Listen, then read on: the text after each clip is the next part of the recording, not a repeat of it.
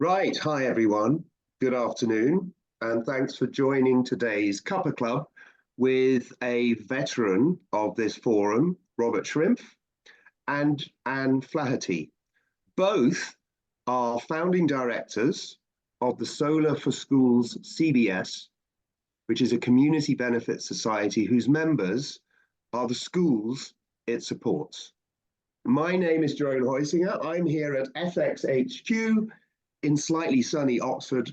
I'm development manager here at Ethex. I work very closely with our investment team, Paul Pizzala and Paul Linares, who have conducted extensive due diligence on this current Solar for Schools offer, which is our 10th, which is something that should be celebrated. Before we get started, a bit of housekeeping. Cuppa Clubs are recorded, made available to watch. This is not a financial promotion. It's designed to be educational and informative. And should you need advice, please talk to an FCA authorized person who has experience in advising on investments such as these. The Cuppa Club runs for 30 to 45 minutes. It's an opportunity to meet and ask questions of Anne and Robert. What motivates them and their team? Why is Solar for Schools such an impactful organization? What are its goals? How are they achievable? What would your investment be funding?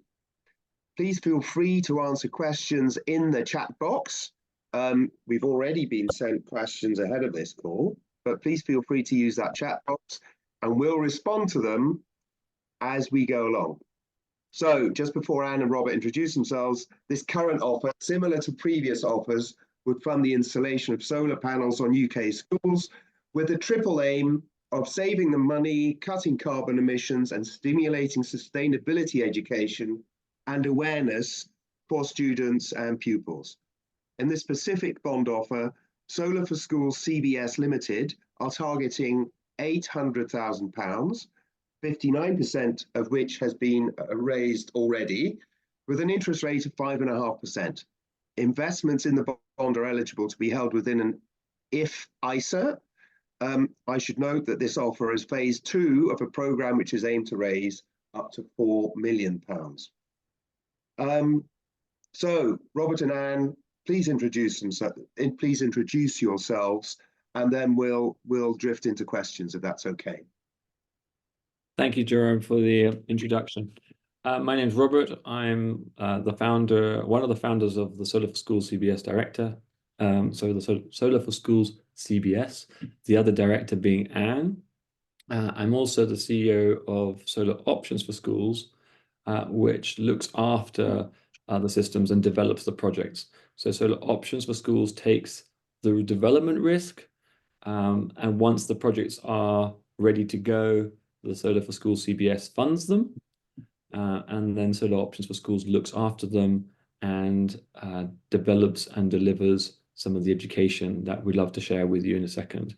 And the reason we set up Solar for Schools is that persuading our generation to make the significant changes needed to decarbonize in time is a challenge. We're too busy. We have other things on our plate, and maybe a certain level of denial. But the next generation, our children, do worry about the future and have some time to learn about it. And if they were empowered with the knowledge to do something about it, they are great influencers. We point out to children at schools that when they ask us, what can I do about changing climate change or fighting climate change or improving the situation? I say, well, actually, there are 2 billion young people out of the 8 billion total. That means that each of you only have to persuade 2 parents and a grandparent on average to make a difference. And you just need to learn what it is that we all need to do as a society to start making those changes happen. And with that note, I'll hand over to Anne, who can tell you a little bit more about what we do on the education front. Thank you, Robert, and welcome to everyone who's joined us. I think a first part I will do is try and share my screen. So bear with me because I haven't practiced this. So let me share my screen with you. Hopefully you can now see my entire screen. Yeah. And what I thought I would do is just share with you to begin with hang on, let me see if I can move us over to here. So we're out of the way a little. let me put this on full screen. So this is how Solar for Schools Community Benefit Society, this is what happens. We have, we sometimes get these lovely letters in from schools saying, oh, could we be considered? Could we be considered for a solar panel system? And here we have a school which is looking forward to having solar on its roof. Very excited. In fact, the installer is there, and the children are going, that's the roof that we're going to have our solar on. And it's a journey to end up with something like this. This just shows the variety of roofs that we end up installing on. You know, it's flat, curved, pitched, anything really that we can work with on a school. And if a school doesn't have quite the right roofs, I'm going to pop us over here for a second, then we have been known to even do a carport. The idea is that we're able to equip those schools with those solar panels. But what's really important is, moving on to the next slide, if I can, is it's all about involving the students. And we start from day one. We start from the moment that the schools decide that they would quite like to have a system. As you can see, they can plan it. The students are encouraged to plan, and they can plan it on a computer. They can do it on a mobile phone. The school that you just saw there, or with its solar panels, is there on the right, being decked out with panels by a student who's learning to do it. And you don't have to do it online. We're very inclusive. We look at seeing if all students can have a go at doing this, and this is the paper version that students have used to plan their installs. So we stop at installation, and we involve the students again at installation. So our installers will take time out to talk to them about what's going on, to give them that impression to really take ownership of the system, because it's theirs ultimately. And then this is one, these are some of the education lessons and workshops that we run with the students, either pre or post, where they can fly drones, look at their roofs, see what's suitable, understand more about panels and what it all means. So this is really understanding the site that they're on, and understanding equally about electricity, and exploring that subject. You know, it's absolutely essential that young people, you know, have a hands-on approach. And Solar for Schools Community Benefit Society it's about putting those panels onto the roof, but for us, what's more important is the investment and in the young people to have that idea about energy and security. And then we take it another step further. So we developed an app which we use, which students can either use. It was developed during COVID so that children who didn't have computers could start journeys looking at energy and environment, and then we've translated it across, so it's now web-based as well. And they're very, you know, it's almost a gamified app which allows people to really see what's happening, and they can use it again on iPhones, iPads, computers, and the outputs are that the young people really start to gain an understanding of energy and what it's all about, and what it means to them, so that they can go forward and as Robert was saying, they can be the next generation who really you know, tackle the problems that we're, you know, facing. And it's all about teamwork. So here we have some of our education team who are all bent down at the front, with an Eco Schools Club at a boys' school. And it's, as I say, it's the learning that comes as a result of having those solar panels. And where we are, well, as a community benefit society, I think we're probably unique in that, you know, in British Science Week, we engaged directly with 1,000 students. In last quarter, so that's January to March, we had workshops with up to 6,000. We've got 200 visits planned in schools this year. And those visits and workshops and assemblies, they will reach about 30,000 children in 2024. So what does this mean in terms of installations? Well, since 2016, when we set up, Robert and I set up Solar for Schools Community Benefit Society, we've helped about 150 schools.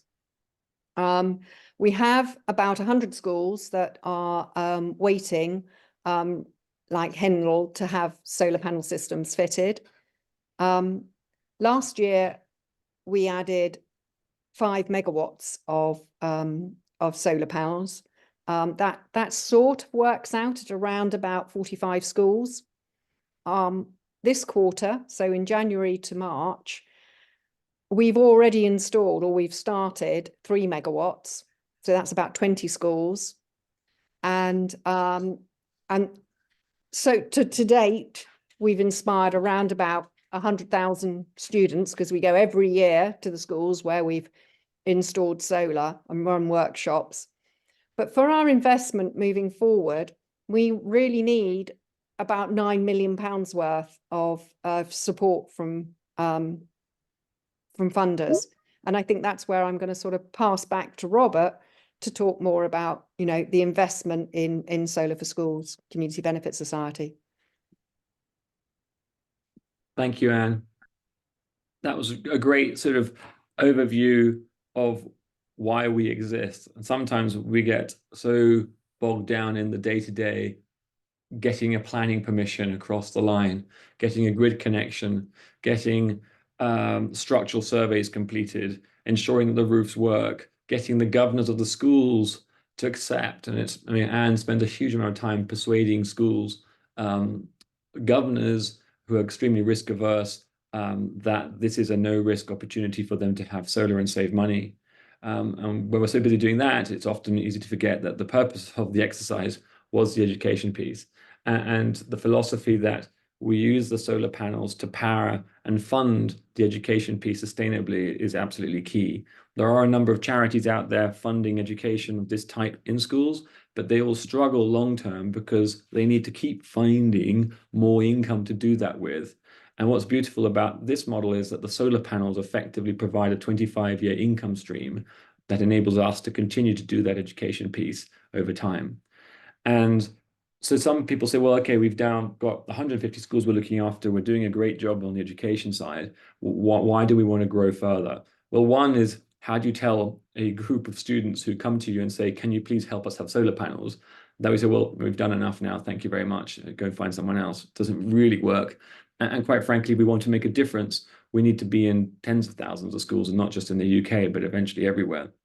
But just focusing on the UK for a second, the more schools we can help, the more we can actually invest in the education piece. The fact that we added 50 schools last year means that we now have an absolutely amazing full-time teacher running our education development, who's also director of the CBS, Wendy. And the more schools we add, the more resources we can afford to employ, and the better the education delivery we can affect. So that's kind of why we're raising more. We're in the fortunate position that we have about 100 schools in the waiting list, and that's no mean feat either. In the first few years, there were years where we only managed to do 3 or 4 schools. So the problem's changed slightly from the time it took to get a school on board, and now the challenge is, can we raise enough money from enough individuals to actually help all those schools to enable us to continue to deliver more and more impact? So that's kind of why we're here. So very much looking forward to any questions you may have as to how it works and how we fund these systems and how you can make a difference.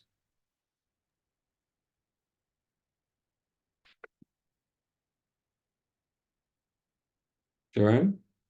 Yeah, so just waiting for questions to come in. Just broadly, Robert, could you say something about, I think Anne has covered really well how the £2 million plus that has been raised over Ethex and from other funders has been spent over the last year, what impact has been created, and how you're organization has been strengthened, and clearly you have big ambitions for the next 1, 3, 5 years. Could you say something about the financing mix up to now? Predominantly, it's been through the issue of bonds, but over the next few years, months and years, how might that change? Yes, thank you. So when we first started, the intent was to raise the initial funds from bondholders, and as we grew, then start to attract other sources of funding, such as bank debt, bank loans. And that is now coming to fruition. We've now got to the scale and size where very risk-averse banks will consider lending to us. And we're fortunate that we're in the process of final discussions and negotiations and due diligence, in particular due diligence with Triodos Bank, which is a fantastic bank that focuses on sort of ethical type investments. I'm sure some of our listeners will be familiar with them. And one of the interesting things about bringing on a bank is that on the one hand, bondholders, which are effectively unsecured lenders in the CBS, some of them were a little more concerned that now they'd be sitting behind a bank, which would have a secured loan on it. On the other hand, the mere fact that you bring a bank on is also a huge stamp of approval.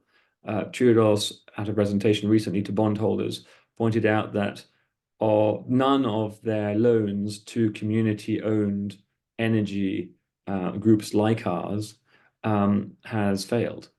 And that's a testament to the due diligence and homework they do before they lend, and also the way that they work with those companies when something does go wrong. For example, there may be some technical issues that require a little bit of buffer or timing before loans are repaid or interest is paid. And they're aware of that and they've adapted to that. And as a result of that, no bondholder or shareholder in any one of these community energy groups has lost money, which I think is a huge testament.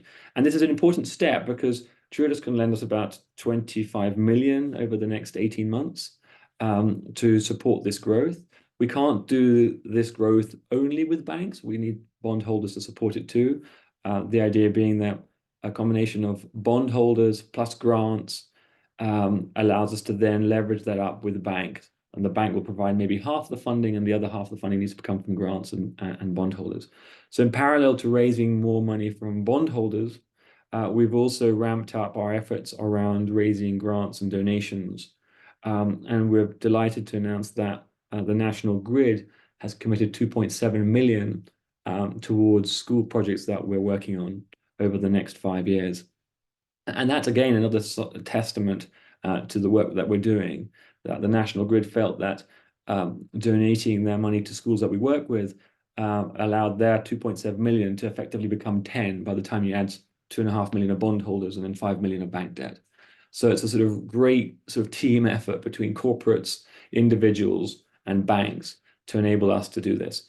And that's the sort of 25 million. Beyond that, we're talking to the Department for Education and their Net Accelerator program, the Net Zero Accelerator program, to work out how we streamline the entire process to enable more schools to go solar faster and enable larger banks, such as the UK Infrastructure Bank, and ultimately pension funds to partly fund these projects. So to take those sort of seeds from bondholders and then turn them into larger pots of money that enable even more impact. And that increases the impact of bondholders and also de-risks it for bondholders. Ultimately, there are about 26,000 schools in the UK, and they would require somewhere close to about 2 billion of investment. Clearly, we're not going to do that with bondholders on our own, but if bondholders can help us raise the additional sums that go with it, we can then make a really big difference. That's great. So questions are now starting to flow in. Just tangentially to what you've just been discussing, Robert, Stephanie asks, who is your competition? How many other companies are focused on solar implementation at schools? Get the impression that you've got, in quite a fragmented market, you've probably got a lead, and the more that lead develops, the more competitive advantages you have, or am I wrong there? So I think there's two parts to it. There's the the Community Benefit Society as a funding entity, you could argue, competes with lots of local community energy groups. So things like Bath and West, or Bristol Community Energy, or the Energy Share Co-op, who typically fund buildings in their locality. So you could argue that's one level of competition. We don't see them as competitors. We see them as sort of collaborators in our mission to decarbonising. And so the Options for Schools, which is the sort of company that does the development work and the asset management piece, we see them as potential customers. So we can help them professionalize and grow too by providing the services that we already provide and we've tested and developed with the CBS, and provide those to other community energy groups. So we see other community energy groups as collaborators and partners, and we're increasingly working with more of them. So some of the smaller ones, for instance, don't have their own funds. So we initially fund them through the CBS, and then once they become large enough, we then take those schools and put them into their pot. We continue to manage them potentially and continue to deliver the education piece, but it's a sort of separate pot. So they're collaborators. Then on the competitive side, in terms of options, very, very, very few commercial organizations focus on schools because it's incredibly hard work. So most commercial organizations say, well, if I want to do solar, I'm going to focus on commercial buildings. The agreements are standard, the contracts are much bigger, the counterparties know what they're doing.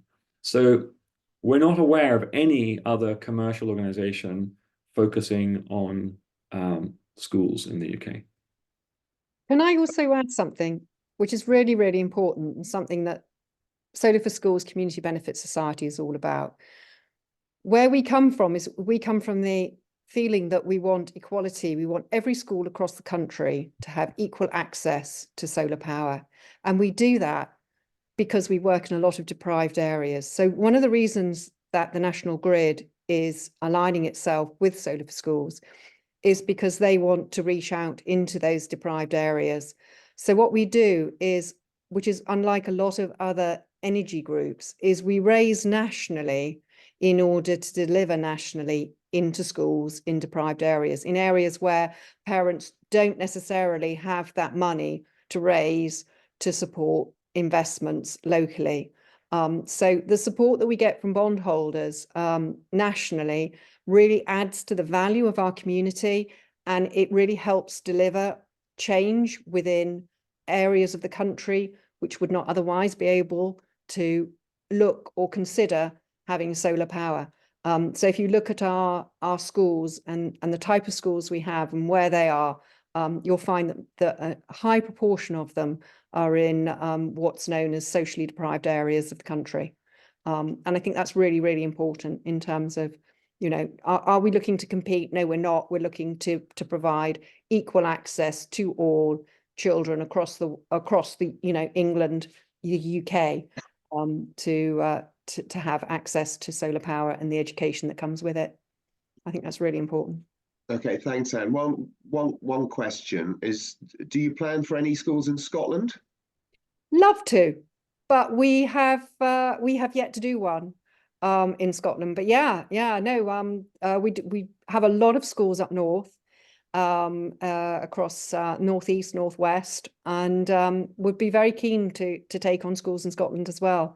Yeah, it's not because we don't want to. And a financial question. Robert, you mentioned you have income for 25 years. Could you break that down? What's Solar for Schools income? What does the school receive? Yeah, good question. How would you summarize that? So when a school approaches us, the first thing we do is we do an analysis of their energy consumption and the potential of the roofs. And in fact, students can do this using our tools too, or our partners can do this. The idea being that as many people as possible can assess the potential of school. That tool is connected to a financial model, which has real-time cost in terms of what it will cost to install that particular size system.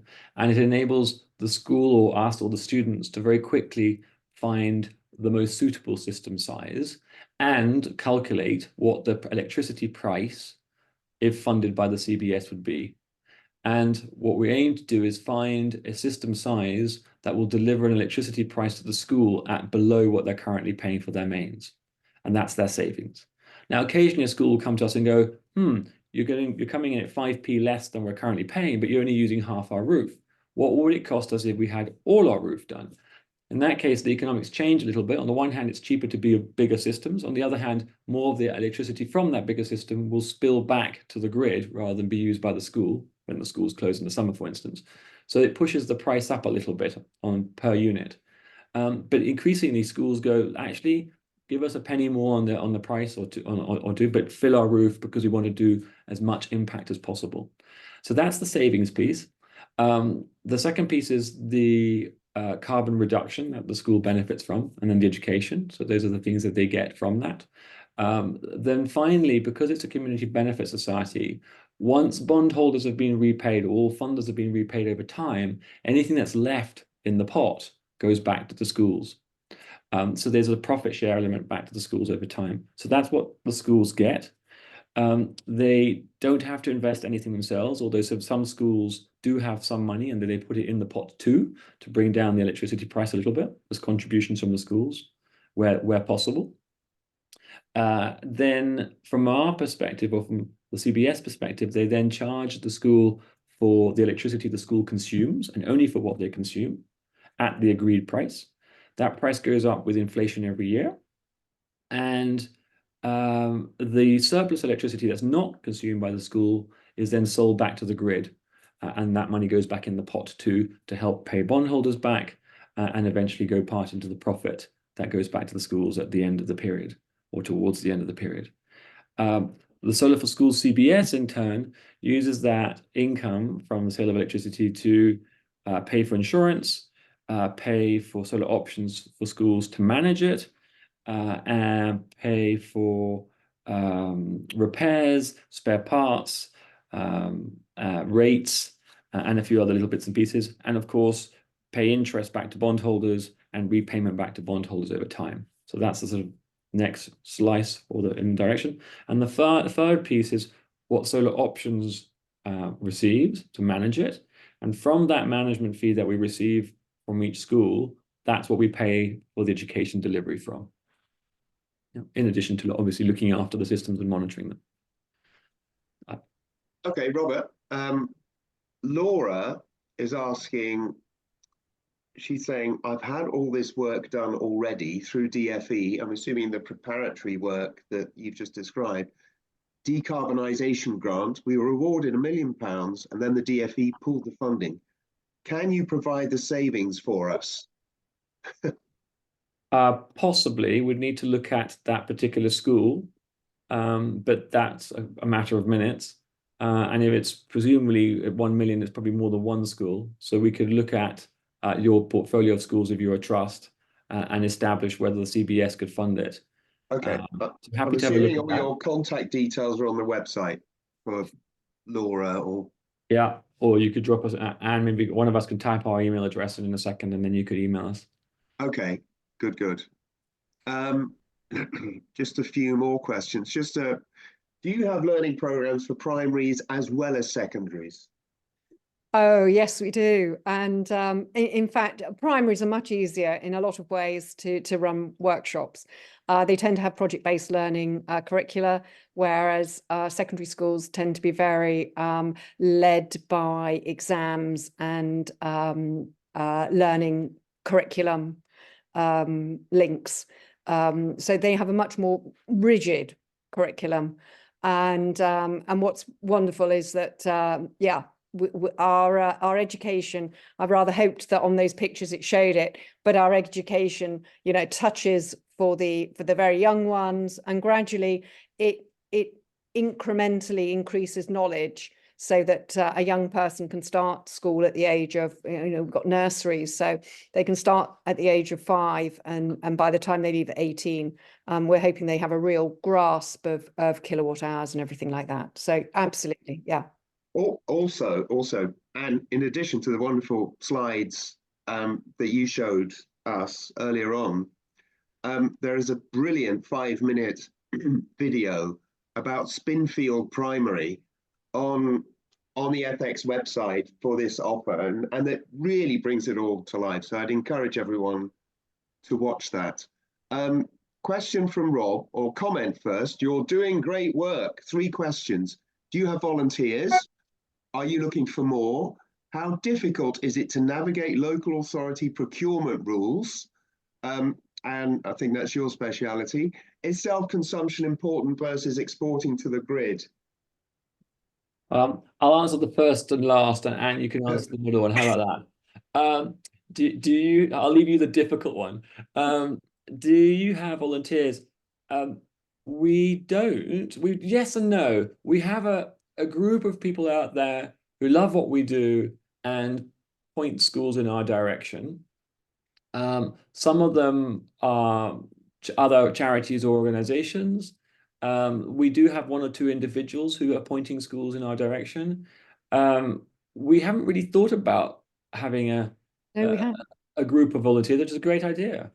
No, we are looking at for education involving people within the community. That's true. To come in and work with one of our educators, because I think going into a school and trying to deliver a workshop could be a bit daunting. So we'd love to have volunteers coming in and helping, almost like teaching assistants, but helping our educators within those workshops, because it's all about conceptual learning and practical side of things. So it is something that we are looking to develop. Absolutely. That's a good point. I was thinking it from the point of view of helping more schools on board, which is quite difficult, but from the education side, it'd be great to have more volunteers. I mean, great to have more volunteers on both sides. Yeah. Yes, please. Second question, how difficult is it to navigate local authority procurement rules and specialty? Whoa, so incredibly difficult in lots of ways. It just depends really on the local authority. Some local authorities are enabling, and some create hurdles. And because we work nationally, we work with many different local authorities and local groups, and it is an issue when it comes to doing it. You either have to go through tendering, or you have to have uniqueness. We're very lucky as a community benefit society in that we're unlike any other that I know of anyway, because we have governance given to the schools. So we're not governed by shareholders, we're governed by the schools, and the directors, apart from Robert and I, tend to come from schools. So that provides a sort of unique selling point in terms of the community. But it's not easy to navigate, is the answer. Procurement rules within councils and local authorities. Okay, thanks. So Martin asks, and the final question, sorry, there was a third one there. Is self-consumption important?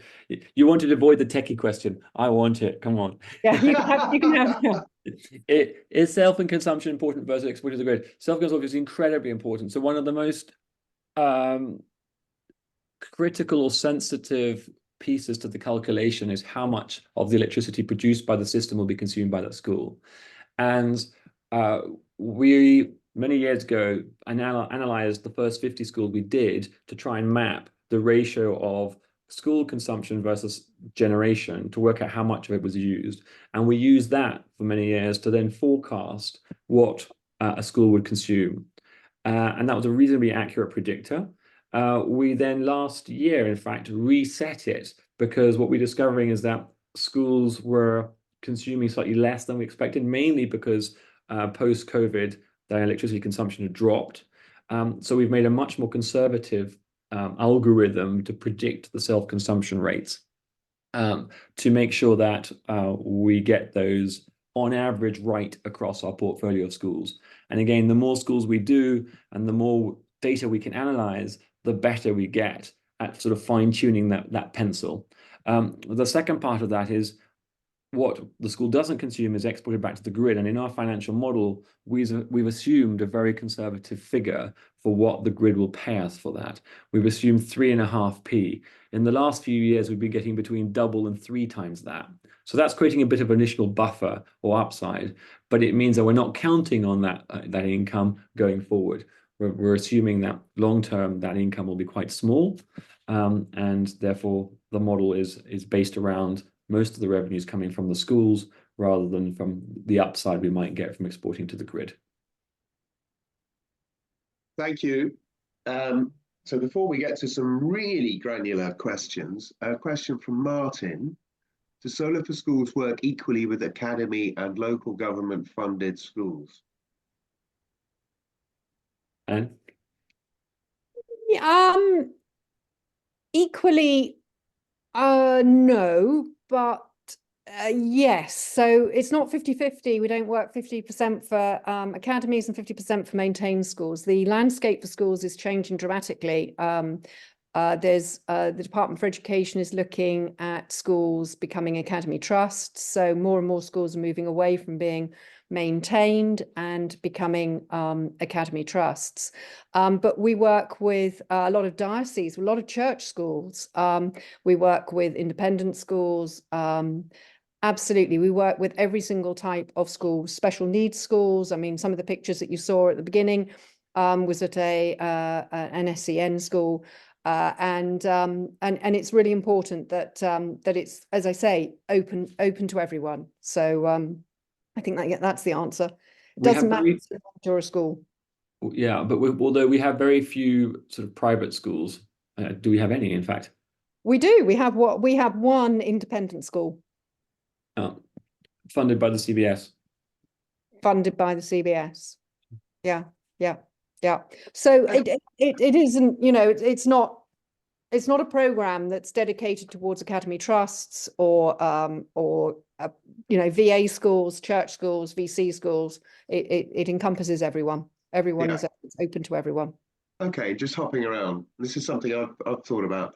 From Mike, do you have ongoing relationships with particular installers, or do you tender for every project? That's a very good question. And we've tried both.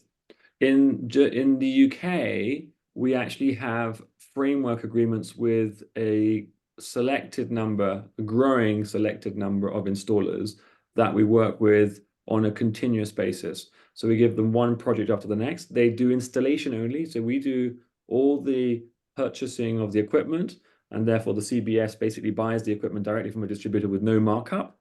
And the installers literally just turn up and install, commission, and deliver. And because they're not involved with the procurement piece, we're not paying a markup on the equipment, as I mentioned before.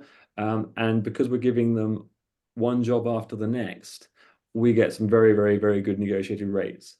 And in contrast, in Germany, where we've also done some projects, there we kept going out to tender each time.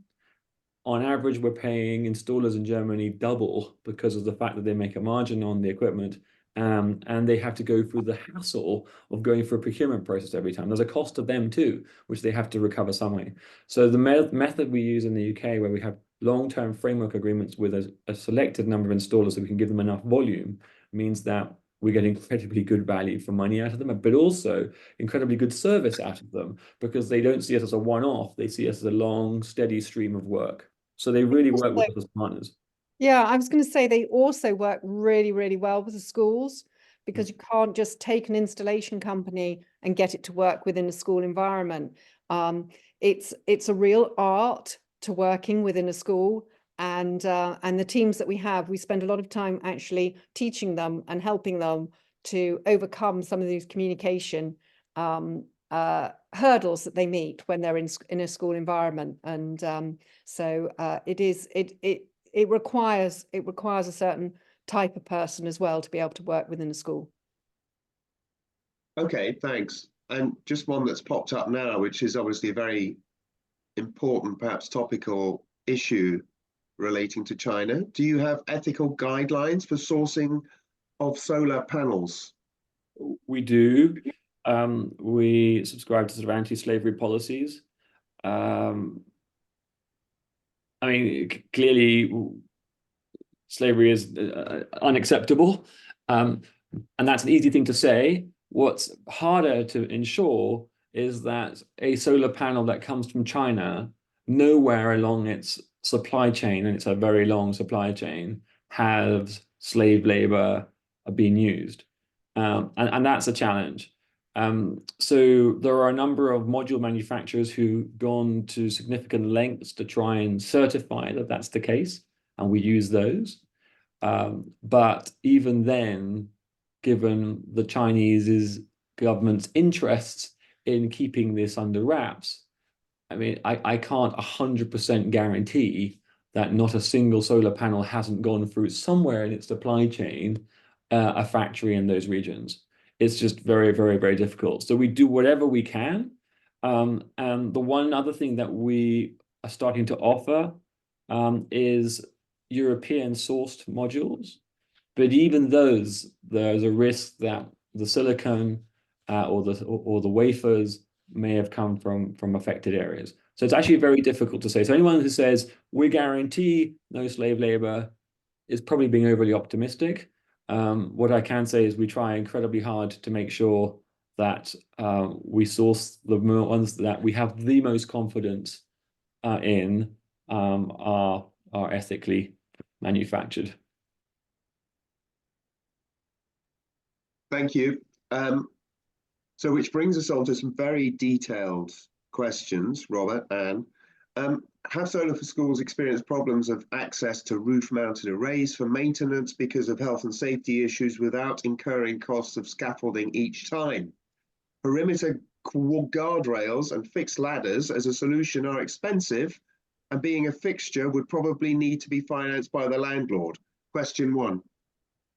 It's an extremely good question, because I mean the one thing that keeps any of us awake is the sort of potential of someone falling off a risk, be it an installer who should know better, or a student or child that climbs up the scaffolding that's been installed in order to do this work.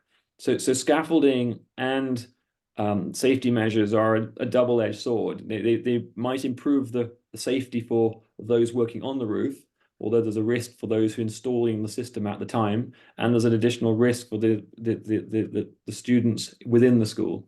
So use of scaffolding is something that we spend a lot of time thinking about, and guardrails and other measures. And also there are certain roofs that we know we can't go back to easily, and we try and avoid them. So sometimes a school will say to us, why haven't you used that roof? And we'll just go, well, just quite frankly, because we can't get to it. Most schools have relatively accessible roofs. They're not too high, and they're predominantly flat. So it's doable, but there are cases where we can't go there. It's just the long-term challenges are too significant. Okay, so you mentioned the word flat. Flat roof arrays can be affected by a lack of maintenance of roof drains, leading to roof floods, causing damp ingress to cables, connectors, and base of panels. Do Solar for Schools have maintenance agreements for the schools to keep the roof drains working efficiently? So our team who do the initial site surveys sort of become heroes with the kids from the number of balls we recover from the average roof.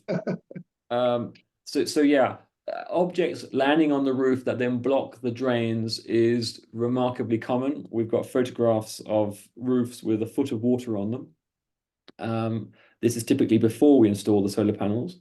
Once the solar panels go on, a couple of things. The ball is less likely to roll to the lowest point because there's a bit of solar panels in the way.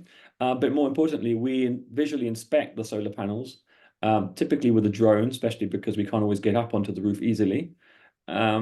And where we see obstructions, then we notify the school, or even better, remove the blockage and drain the roof. So yes, blockages on roofs is not uncommon, and it's something we deal with. It's not listed as a service in our service agreement. Maybe we should. Unblocking of roof from occasional balls. Yeah, it's kind of something we do as part of what we do. Okay, and there's one more question. Have a special contract to do so. Okay, there's one more question from John, and we are extremely grateful to John for asking for interrogating you so forensically. The last question: do Solar for Schools have ballasted flat roof arrays, and if so, have they experienced problems in obtaining insurance for wind damage? Do Solar for Schools have any alternatives to ballasted arrays for flat roofs?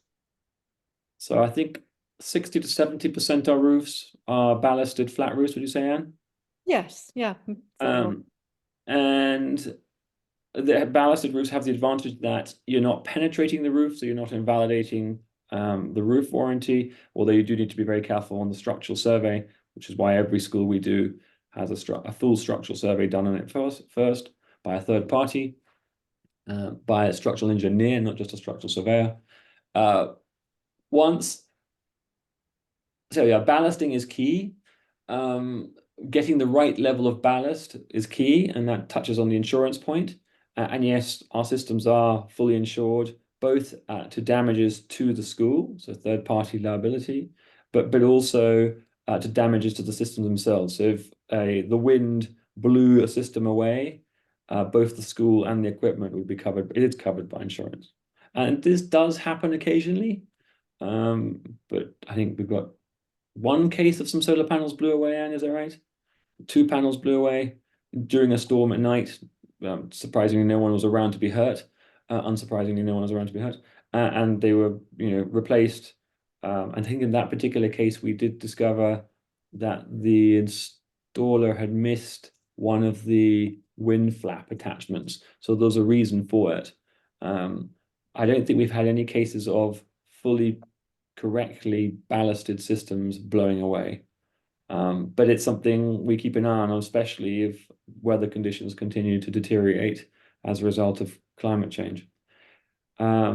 So yeah, I think that's when all the maintenance, the annual maintenance becomes really important. And I think this is something that we really highlight to everyone, is that, it's important not to just install and then walk away, but to install and then monitor your systems, and then actually do a visual inspection every year, and then look at doing, we do very extensive maintenance electrical systems every 3 years, although we are maybe pushing that out to every 4.